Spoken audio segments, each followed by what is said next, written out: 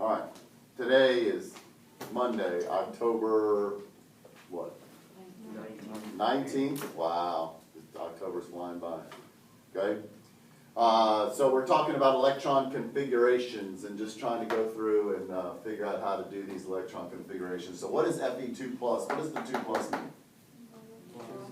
Lost 2 electrons. So of all of these electrons, what 2 are they going to lose? Or, well, pardon me, not these.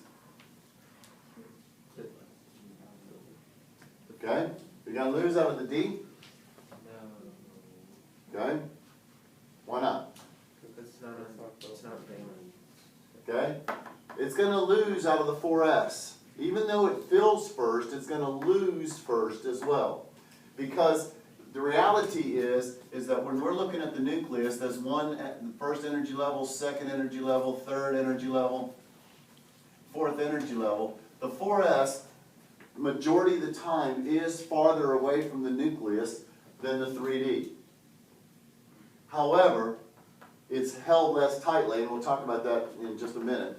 It's held less tightly, so it's the first one. When energy's coming in, it's going to hit these before it hits. It's going to hit the ones that are outermost. It's going to hit the ones that are farthest away. Those are the ones that are going to get knocked off.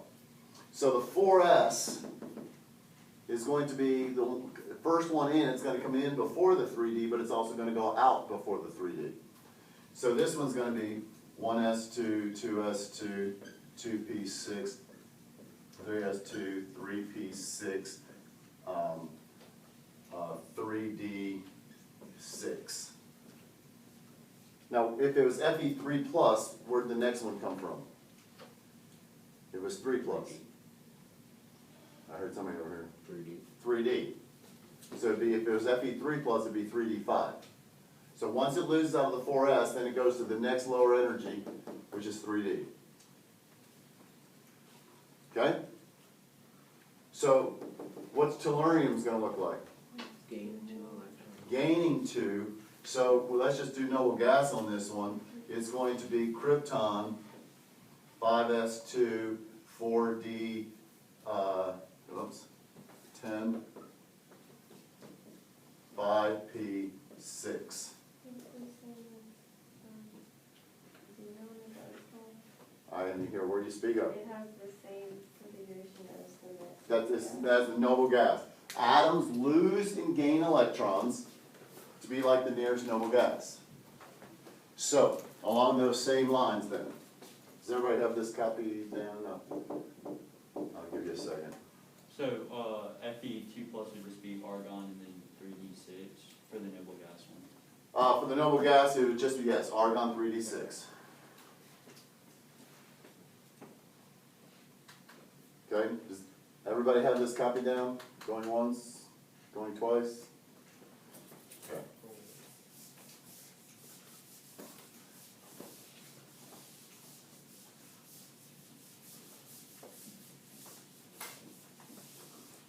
So if we look at Mg2+,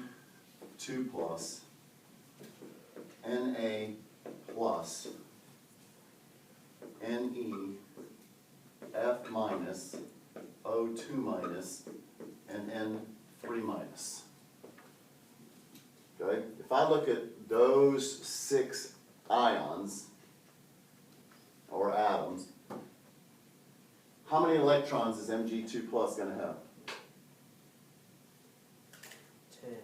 10, right? Because it started with 12.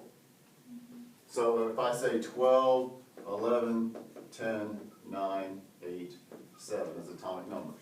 So this has 10 electrons. How many electrons does Na+ have? 10 electrons. 10 electrons. 10 electrons. 10 electrons. 10 electrons. They all have the same electron configuration. They are isoelectronic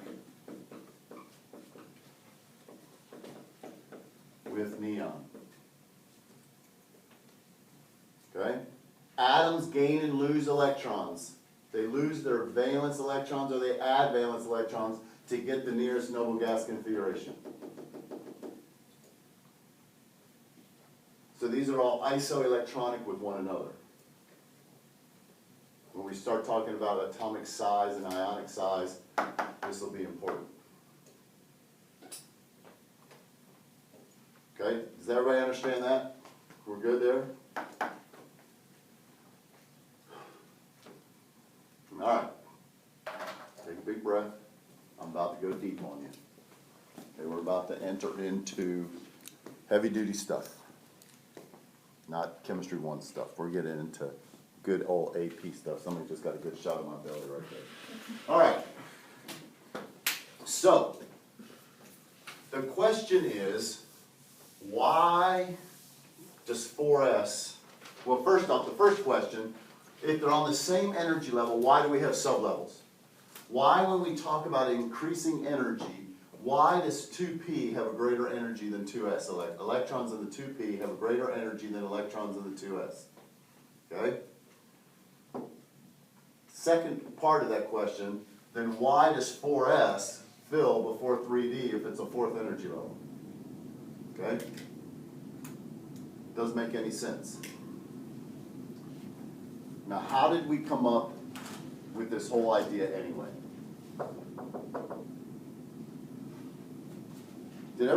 Did we all look at, did everybody get to see this?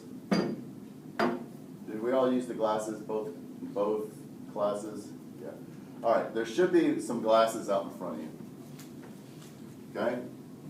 There's those glasses there.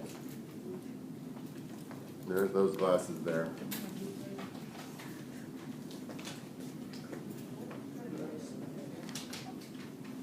And everybody, everybody take and look at the fluorescent light bulb, just at the light above it.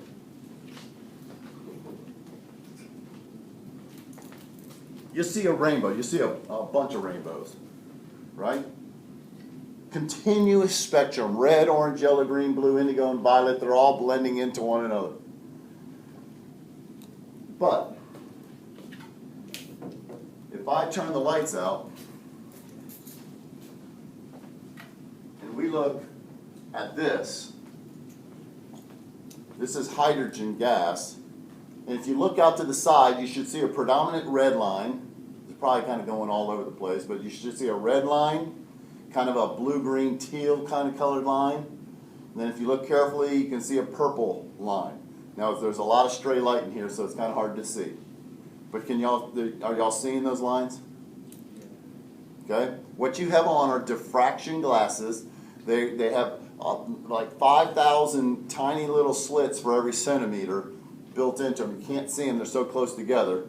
But it causes the light to separate into the different colors. So we're getting what's called a bright line spectrum here.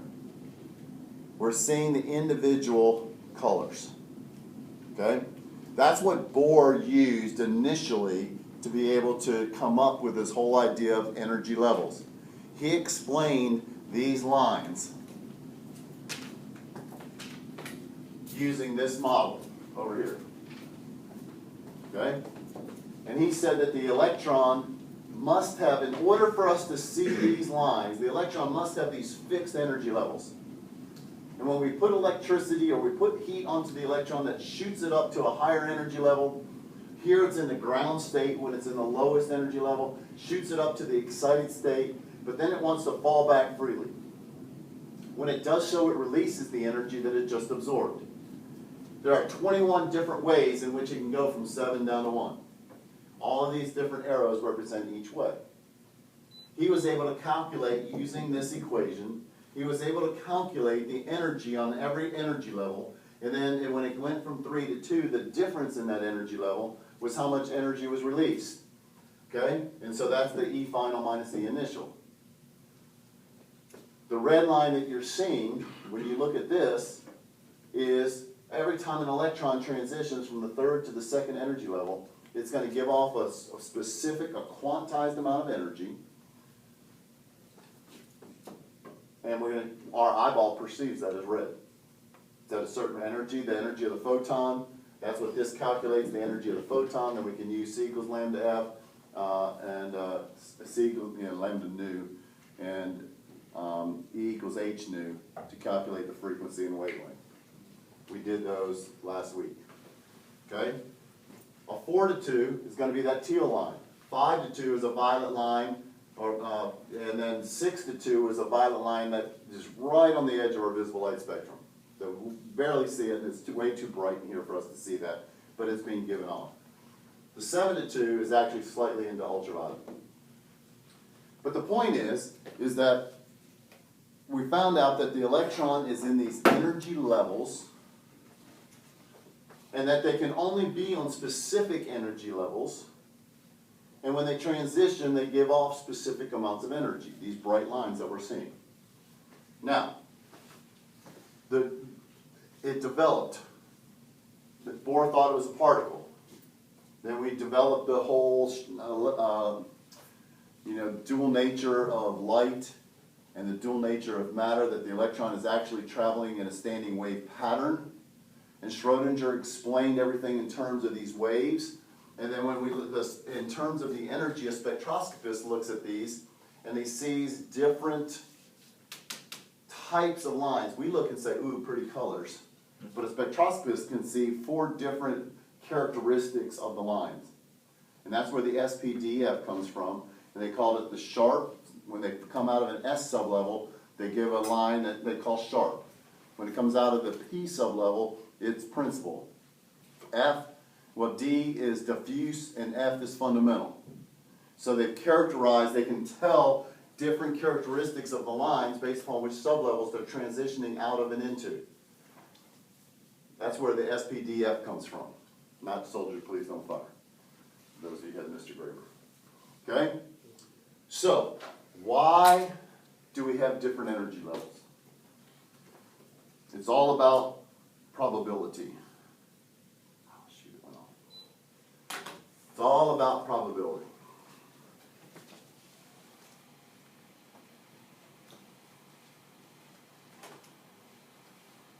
This is not in your textbook. This is in a different textbook, but it's the best explanation for this. It's a graph. It will show.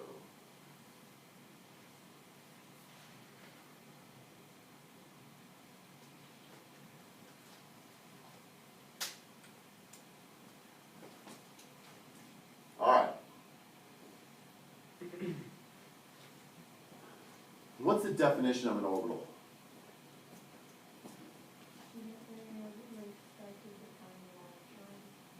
Okay, you have to say it loud enough for me to be able to hear it. The most probable area of finding an electron. Okay, the most probable area, the most probable place to find an electron. Most probable. It's all based on Heisenberg uncertainty principle, that we don't know the exact location and energy at any given point. We just have this orbital, these shapes of places where the electron might be, a 90% chance of finding the electron here. Okay? So when I look at the most probable distance from the nucleus for something that is in the, I think this is a 3s, electron, okay? The most probable distance is, here's the nucleus here, here's the distance from the nucleus. Most of the time the electron is going to be, here's the nucleus, 1, 2, 3, 4, 3s. Most of the time the electron's out here just kind of buzzing around in its sphere.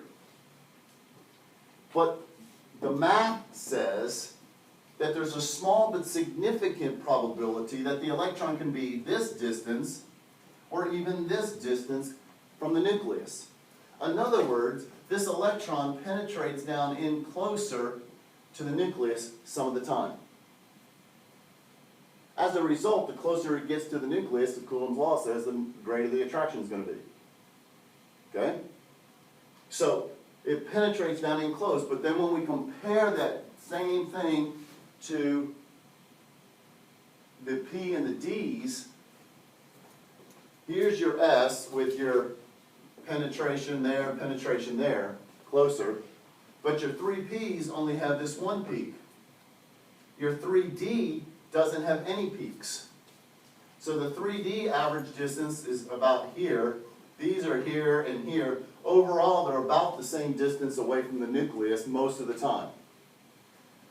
But because the S electrons that are in an S sublevel, their wave pattern, whatever it is, we don't know.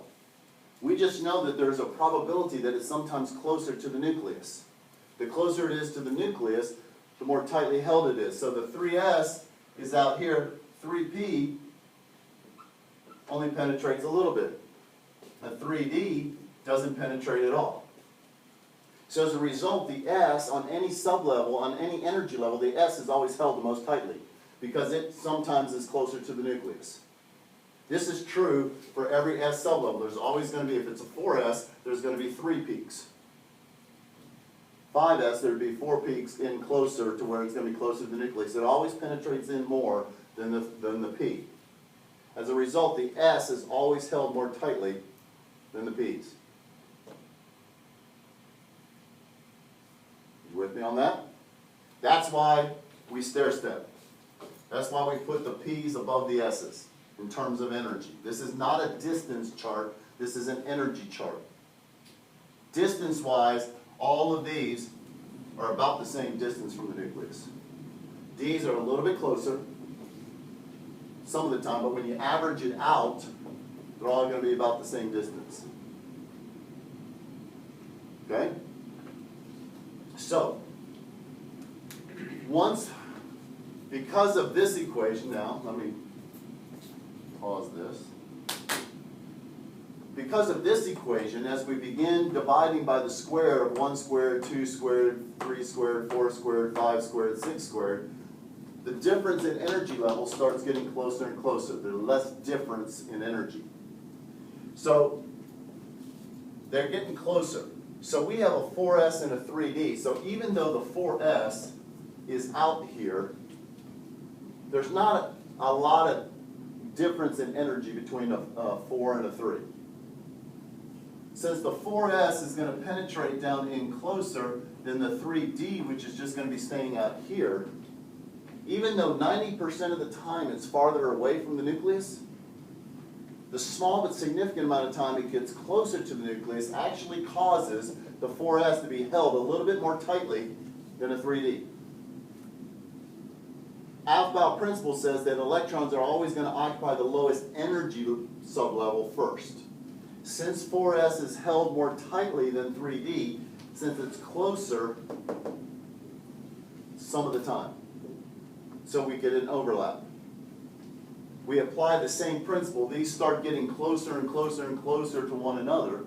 So as a result, the F sublevel, even though it's about the same distance on that 4th energy level, it's held so weakly because it penetrated, it's shielded by previous electrons. It doesn't feel the full pull of the nucleus. So a 6S electron is actually held more tightly than a 4F.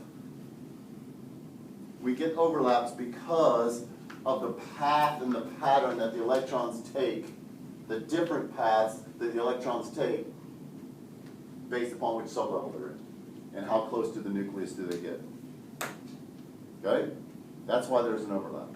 That's why we have this kind of crazy pattern as we go. Okay? Now, more proof of that is what we call photoelectron spectroscopy. Helps us to figure that out. This is something new that they added into the AP curriculum. It also is not in your book. Let me...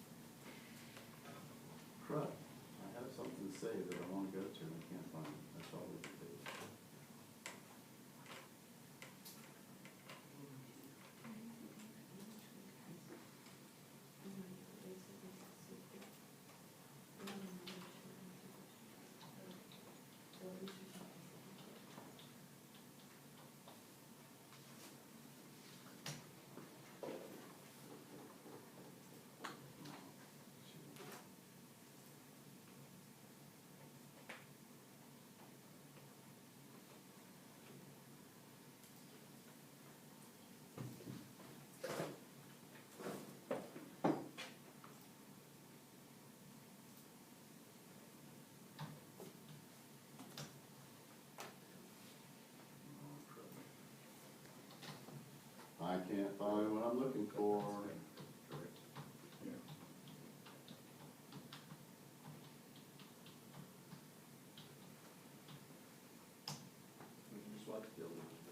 Yeah. Well, I have a little, how could it not be?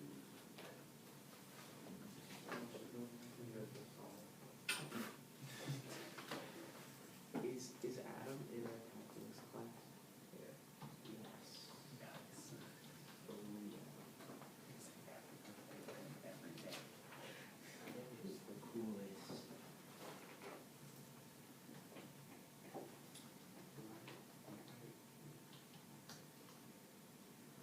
I think it's coming.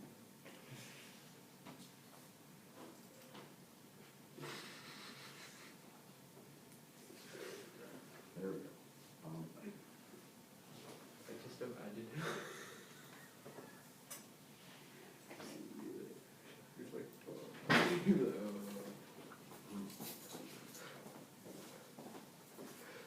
All right, so this comes across as being complicated, but it's actually pretty straightforward.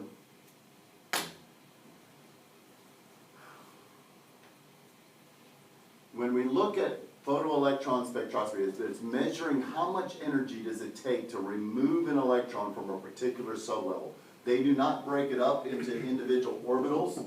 They just say how much does it take to knock it out of a 3D versus a 5P or whatever. Each peak represents a different sublevel in this, okay? The height of the peak represents how many electrons are in that sublevel. Notice that the energy is decreasing going left to right. So this is the greatest amount of energy. Well, the electrons that are closest to the nucleus are the ones that are going to require the most amount of energy to remove. So you're always going to start with 1s on the left. It doesn't give you any lines. A lot of times they'll give you lines showing how many electrons, but this one, we just go relative height. How many electrons do we know can be max in the 1s? 2. So this represents 2 electrons. Well, what comes after 1s? 2s. Okay? So this would be the 2s electron. Then after 2s comes 2p. Notice it takes more energy. This is proof of our energy stair step. It takes more energy to remove electrons from a 2p than it does a 2s. But notice that the height of this peak is 3 times the height of that peak. Okay? So this represents 6 electrons. This represents 2. Okay? Then we go 3s, 3p6, and then we come back here. This is going to be what? 4s, but it's only half the height. So how many electrons does that have? 1. Only 1. Okay? So we can always read a photoelectron spectroscopy based upon, you always start at the left, it's going to be the s, 1s. The height of it's going to tell me that there's 2 electrons, and then you do everything relative to that. The peak height tells you how many electrons. So each peak represents a sublevel. The height represents the number of electrons. Okay? Now, there's really not a whole lot more to it than that. You just need to be able to interpret the graph and be able to identify what element it is. But if we go down and look at something like this, okay?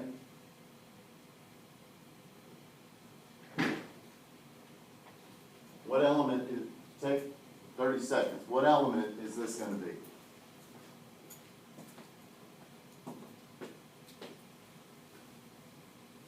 Do not say yes.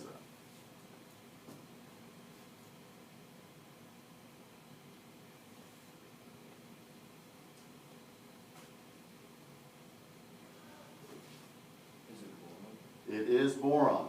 How did you know that? Because the first one is 2 electrons, and the second one is also 2, and then the third one would be 1. So we know it's 1s2. So that's what you would kind of go here. 1s2, 2s2, 2p1. Okay? Notice that the s and the p's are close in energy. The p is just slightly higher energy to remove. because of that difference in the penetration in that sublevel. Okay? Uno más.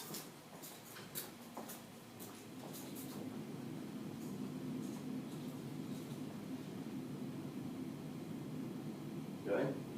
So what element would this be? Don't say an answer out.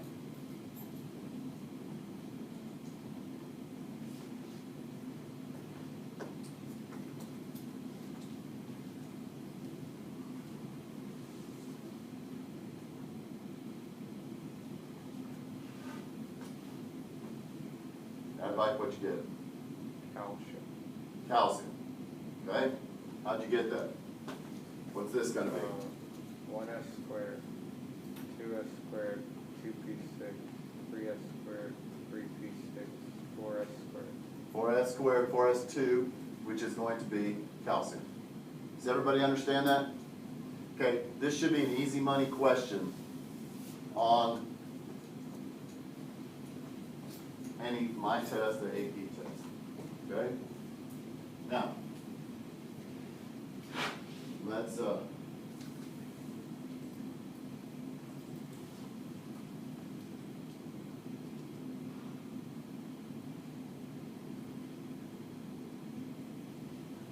when I look at this one, let's see if I can close.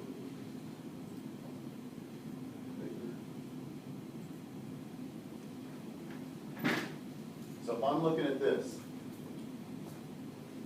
we have two different colors. We have kind of this magenta color and then the purple color. Can y'all identify and see the different colors? Okay? So these are fluorine and boron. Okay? Fluorine and boron. Why? First off, which one? Obviously, this is 1s2, 2s2, 2p5, 1s2, 2s2, 2p1. Why are fluorines closer down here? Why are they shifted left, meaning more energy? They're the same energy levels. Why does it take more energy to remove something from a 1s fluorine than it does a 1s boron? There are more protons. More protons. Okay? Greater nuclear charge. So the higher atomic number is going to be shifted left. The same number of peaks, it's just going to shift left. The more protons you have, because it's going to have more protons, greater Coulombic attraction, and as a result, you're going to have, takes more energy to remove it. It's not linear, right? No, it is not linear. Okay. But that's the only other way they ask a question is they ask something like this and give you two sets of peaks and ask which one, you know, rather than identifying which one, you know, they say which peak corresponds to fluorine, which one would be boron, and the one to the farthest left is always going to be the one with a higher atomic number. That's kind of an experimental way of verifying our electron configuration model. Okay? We all good with that? That's called PES, P-E-S, Photoelectron Spectroscopy. Photoelectron Spectroscopy, PES, P-E-S.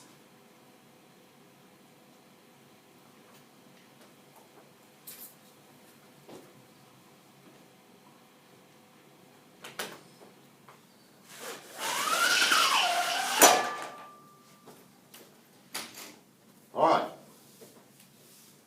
So, what do we know so far?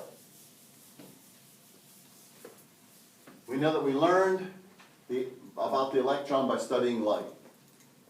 We've learned that light is emitted by electrons being forced up by heat or electricity and then coming back down to some lower energy level. We can calculate, for hydrogen only, we can calculate the energy that it takes. Okay? When it transitions between the difference between the two. Now, on the AP test, you are not going to have to do this equation. College, you probably will. Okay? AP, you don't have to do this, but you do have to know the relationship between wavelength and frequency with those two equations, E equals h nu and C equals lambda nu. Okay? And know that E is the energy of what? When E equals h nu. Photon. The photon. The energy of the individual photon. Okay? Now, if I have, I'm not sure we did this one. If I have 4.18 times 10 to the minus 19 joules per photon, I want to know how many kilojoules per mole that's going to be. How would we do that calculation?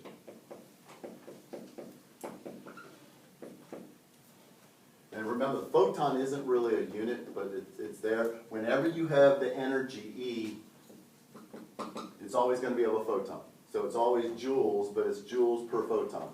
So how do I convert that to kilojoules per mole? Multiply by 1,000 get kilojoules. Okay, do I multiply by 1,000? Divide, yeah. Okay, I'm going to say 1 kilojoule over 1,000 joules. Okay, so that's going to give me kilojoules per photon. Well, how many photons are in a mole of photon? 6.02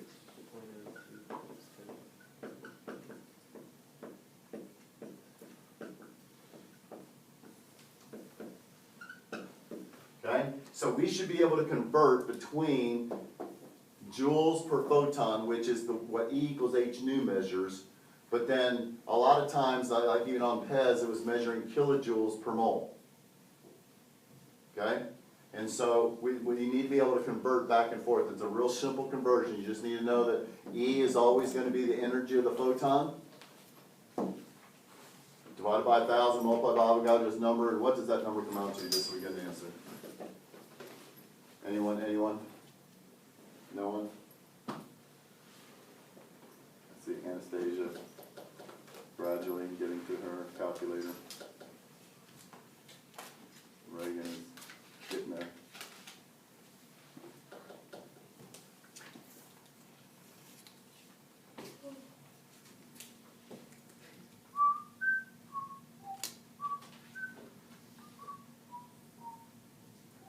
Oh, I can't go that way.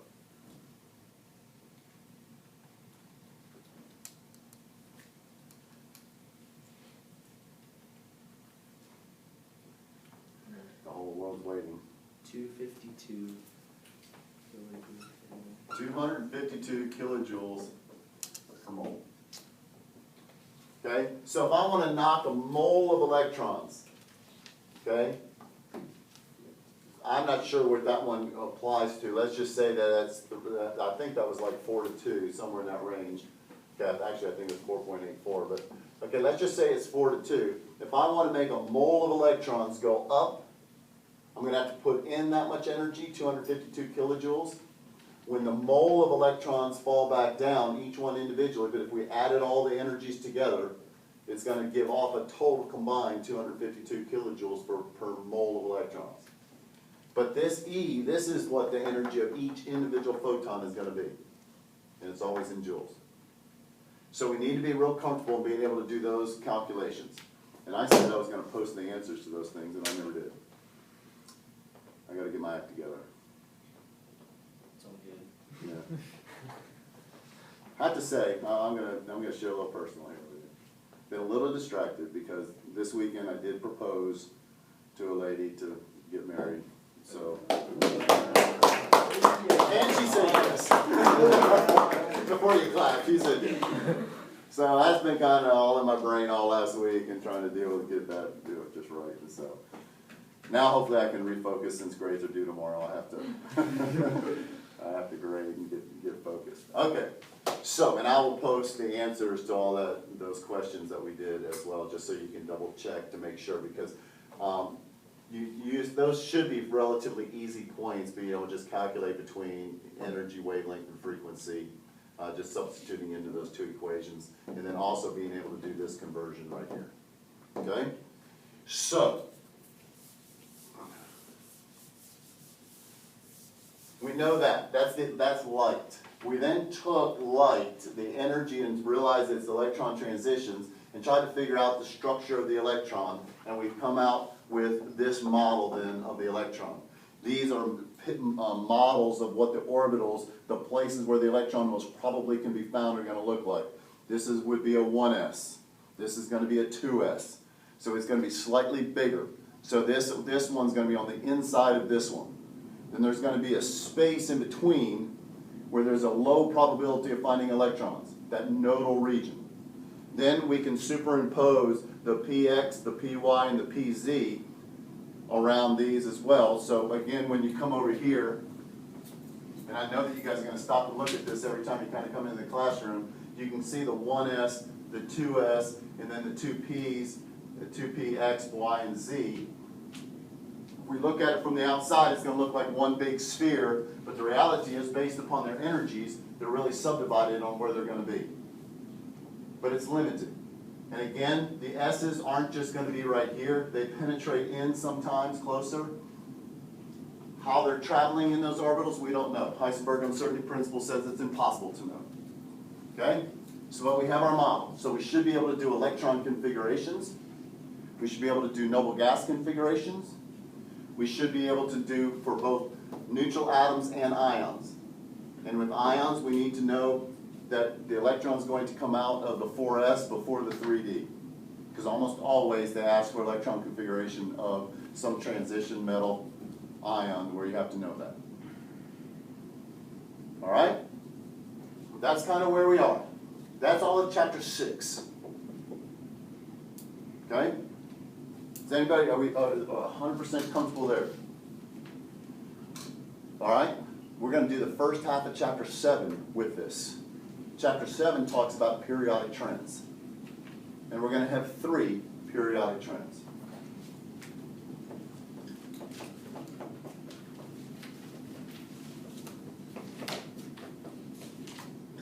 And as you're getting that out in writing, whatever, just remember, in addition to everything I just said, we also now know about photoelectron spectroscopy, and we can interpret a graph and understand what each peak means and the height of the peak. So we need to know that as well. So, we're only going to do 3 trends. The first one is easy. Atomic radius. That's basically the size of the atom. What happens to the size of an atom as you move down in a family?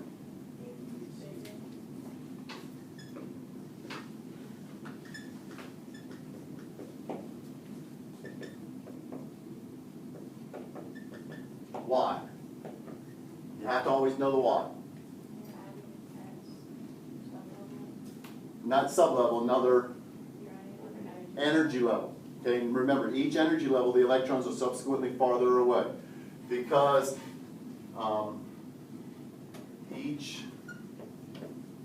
let's just say, because as the atomic number increases, the electrons are farther from the nucleus.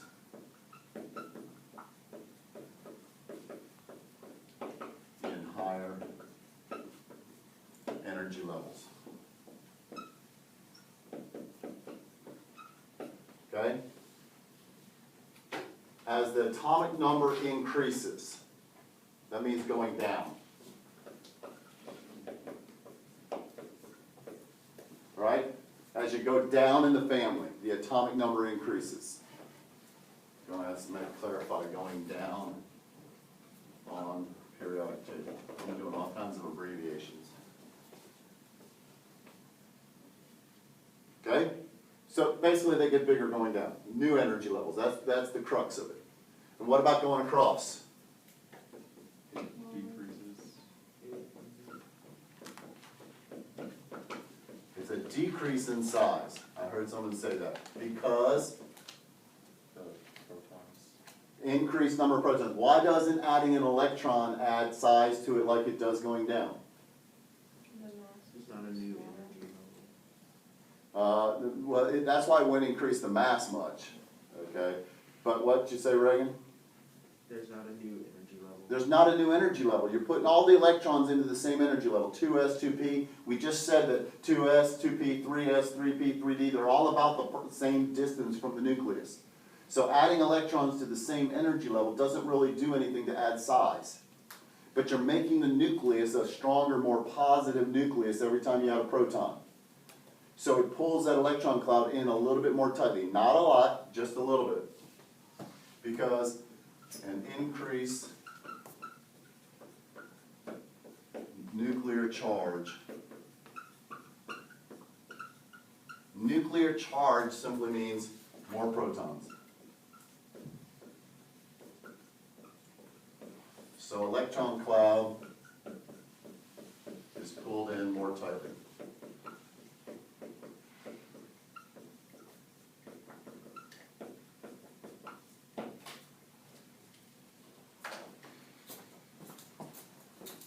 To see this pictorially,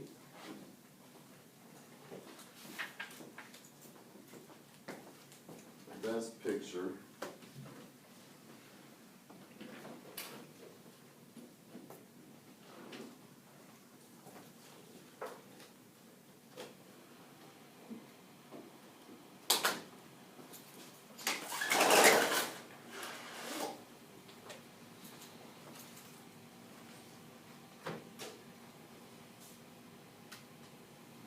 okay? If we want to look at this, this is just a great graphic representation of the sizes and kind of give you a relative, you know, how much bigger, how much smaller do they get, okay?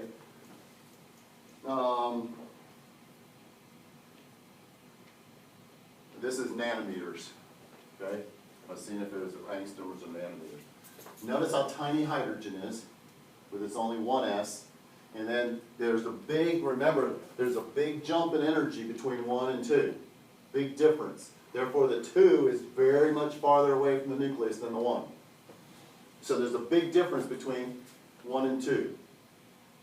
A little bit bigger here, but as we get closer, why isn't there as big of an energy change between these two as there is between these two?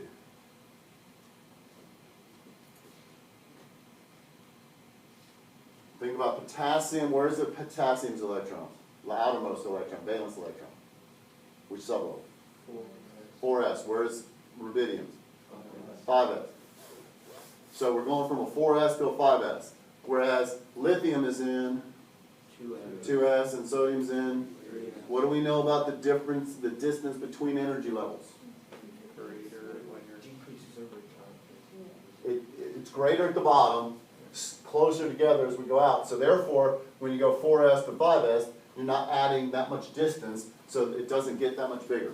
So it's not a linear function because it deals with the square. Okay?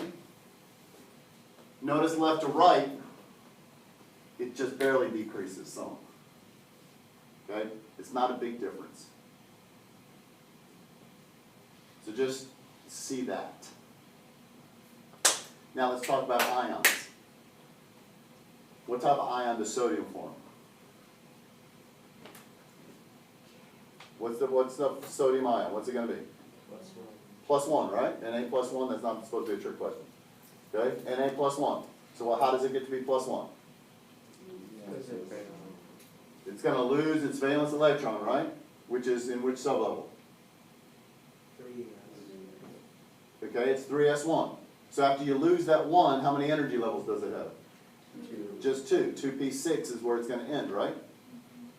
So what's going to happen to the size? It's going to decrease. It's got, the Na plus is going to be much smaller than the Na. Okay? How many electrons is magnesium going to lose? 2. 2. So how many will, so sodium will end up having 10 electrons, magnesium will end up having 10 electrons. But how can we compare, so magnesium 2 plus is obviously going to be smaller than magnesium. But how's magnesium 2 plus going to compare to Na plus? Smaller. Why? More protons. Left to right, it's always more protons. Going down, it's always more energy levels. Okay? So if we want to compare the sizes, okay?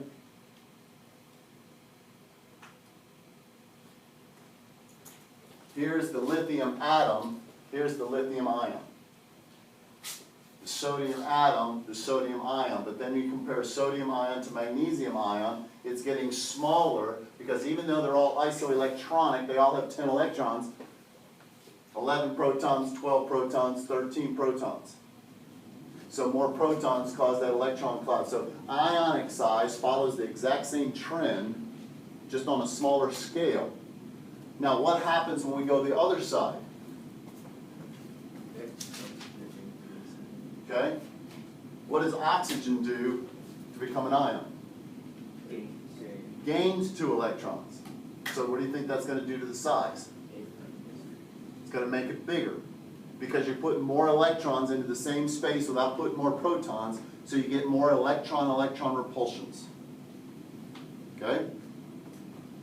So, do I have time to put that into words? Let's see if we can get that down.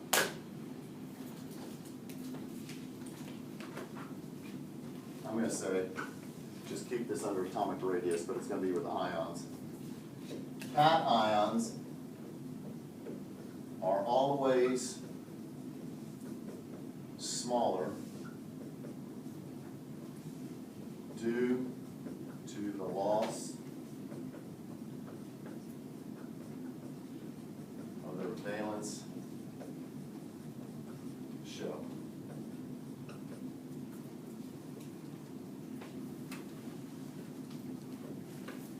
Anions are always what? Larger due to an increase in electron-electron repulsions.